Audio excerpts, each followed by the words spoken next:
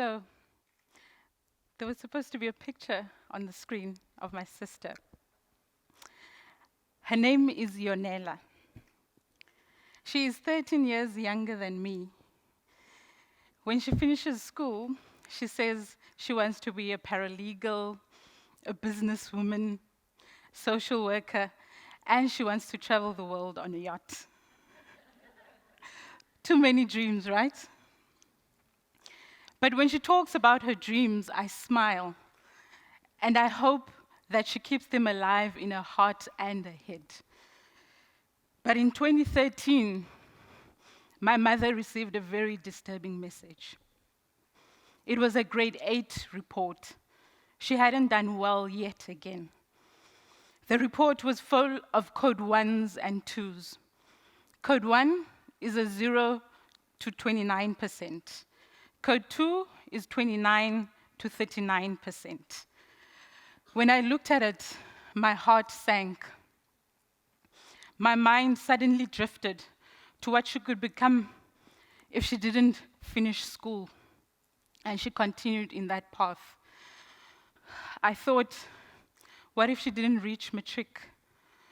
She could start drinking or taking drugs. She could become pregnant by some sugar daddy. She could start sitting in the sun and asking people for 2 rand. Do you have 2 rand for me, please?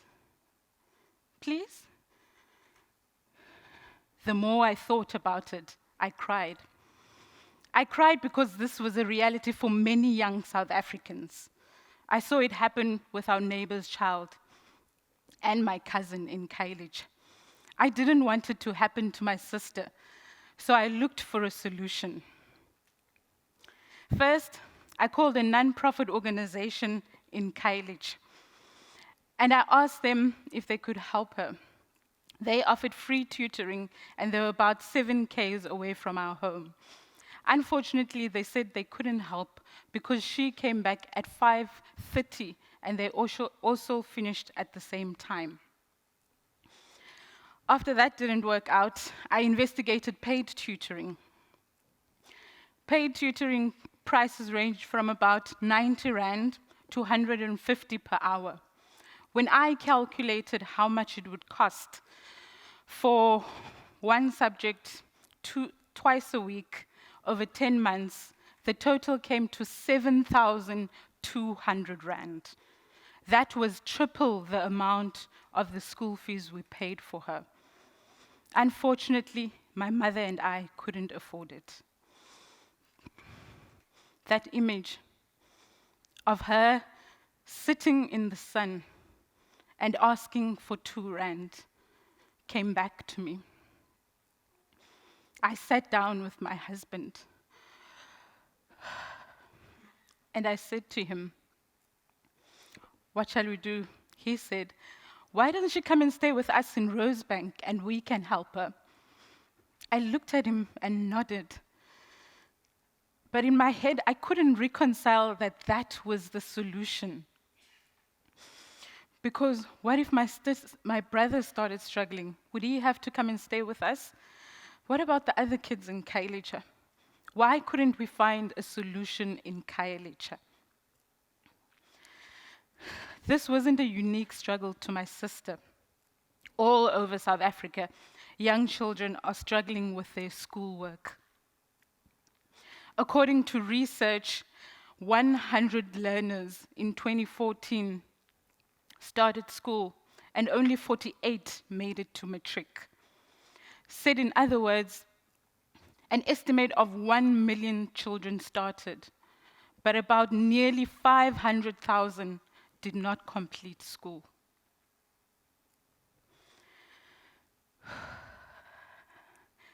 I didn't want this for my sister. I wanted more. So I said to my husband, what if we started a homework support program? So first her friends can benefit and the other learners in Khayelitsha. He said, yes, I'll support you. So he had experience in TEFL, teaching English in a foreign language. So he could help with the English. At work, I was an organizer. So that was my role. So I sent an email to the local newspaper in Khayelitsha, and I asked, we are looking for people who could help young learners with their homework on a voluntary basis. Then I called a friend, and I asked her if we could use a house, because their house was bigger and they had a garage. I also asked her to gather other kids and tell them about the homework support program. After about a week, she had 50 names of young kids that were interested. Then we had our first meeting towards the end of March 2014. In that meeting, we asked one of the tutors, "Why did you want to help?" He said, "I didn't have anyone to help me when I was a learner. I wanted to help these learners so that they could do better." After that week, on the 8th of April, we started our first homework support session. Once we started, parents started to open their homes to us in Khayelitsha. We had maths in the one house, English in the next, and social sciences in the other. We worked like this for about a month until we moved to the local library. Fast forward to 2018, we had now 2 sites, one in Site B at the local library, and a second one in Site C at a local school, and we're supporting up to 100 learners. Through the years, we have seen many young children come through the program. One of those learners was Lulama. When Lulama arrived, he came with his mother. He had failed grade 8 3 times. When we started working with him, we noticed that his English was very poor. So we asked a friend who ran an English school, and she did an assessment on him, and she said he read at a grade 4 level. But luckily, she agreed to assist. So during the week, he went to her, and on Saturdays, he came to us for mathematics.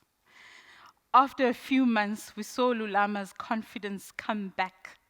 His results increased from 10% and below to 30% and upwards. Lulama even started helping other young kids in the program. Needless to say, he passed that year and the following year. Each year, we realize that children have their own journey. At eMagqabini, we have the privilege to work one-on-one with the learners, even though each tutor has to take care of about 5 to 6 learners. Now, these learners, in their everyday school reality, some of them have to sit in classrooms of 60, and their rural counterparts have to sit in up to 120. Now, imagine being a learner in a classroom of 60. You don't have self-confidence. How do you put up your hand to ask a question?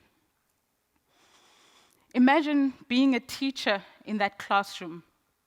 How do you reach each learner so that they can work at their full potential? Our education system is filled with so many challenges and requires us as citizens to engage and contribute where we can. We might think that the problems are too big, but our small actions can make a difference. Looking back, I realize we did it all with little resources. You can also do it. All it requires is a skill, resources, and time, and a social network. You don't necessarily need money. Today, I am happy to announce that my sister has reached matric.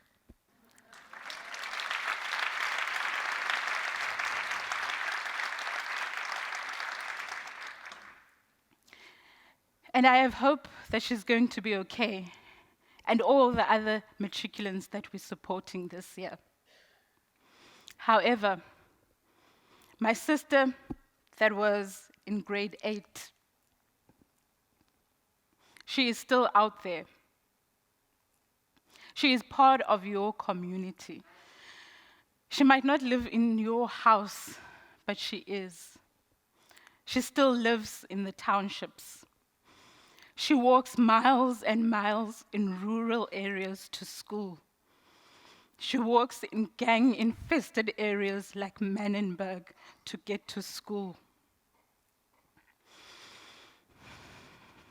She is the daughter of your domestic worker. She is the sister of your cleaner. She is the cousin of your security guard. So today, I ask you, what are you going to do? Because she believes that education is the only thing that will help her. What will you do to help her succeed?